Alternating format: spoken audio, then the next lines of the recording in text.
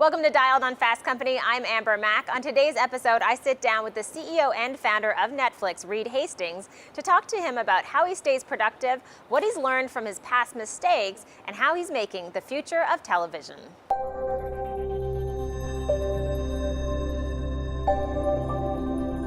In the mid-90s, I was renting movies like a lot of people, and I forgot about a certain video, and I didn't return it for a long time.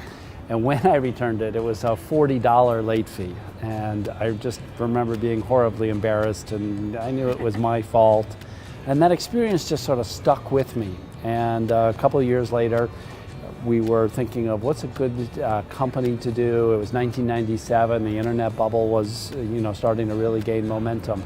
And we realized, wow, what if we rented DVDs by mail? Sounds kind of crazy, but it might work. And then you can return it anytime you want and get rid of the late fee. And that was the beginning. How did you know when it was the right time to kind of change what you're doing to serve a different audience? We started using YouTube in 2005 as consumers, and it was shockingly simple that you could just click and watch, and you didn't have to download and store files. And so we realized, well, it's low quality today in 2005, but by 2007, 2009, it'll get better and better. And now Netflix 2013, we're streaming high definition. I mean, it's just incredible. If you talk to parents who have multiple kids, they'll often tell you, oh, I'm so much better on my second or third kid because you're not as freaked out and you have more a sense of perspective. And my first company was a technical software company from 90 to 97. And we messed up a lot of things. And then when we started Netflix, I was much more relaxed. I had a clear understanding of what's the kind of company I wanted to work at, and that has helped us so much. And so it's inevitable that in the first company or first kid, there's a lot to learn. Now, in your own business life, how do you manage everything that's going on? I'm sure you're a very busy person, traveling, running the company.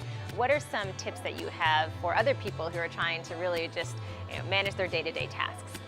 Well, the great thing about the mobile phone is when you've got some downtime, you can keep up on the blogs, and so I'll read a lot of blogs, in the cracks, as it were. Certainly emails, very efficient. I do very little voice calling. It's almost all email and text. So those are the kind of things that help. And with so many successes under your belt with series like House of Cards, for example, can you just talk a little bit about where you see things going with Netflix in the future? Well, on the Sunday the 26th, we're debuting Arrested Development Season 4 after a 7-year waiting period. Excuse me? Hello? Dad. Oh my God. Oh, there is kind of a girl here. Didn't say it was your cousin. It could not be more anticipated, and we're just so looking forward to bringing that out to the world, and we're releasing it at the same time all over the world. So none of this delay stuff that people used to do. And you're still as excited as day one about being able to change the way people watch content? Oh, much more excited. I mean, the early days, we spent so much time on postal machines and polycarbonates and everything about the mailers, and it was fun at the time, but I'm much happier to be, around the content and around streaming now. It's really fun. And as far as the future of television, I'm sure that's the question you get asked all the time. What is the future of television?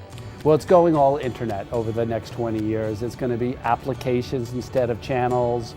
It'll be very interactive. You'll have amazing experiences, including the video. Think of the TV as a very large iPad. Take an iPad and just stretch it out. And that's the kind of TV that you'll have.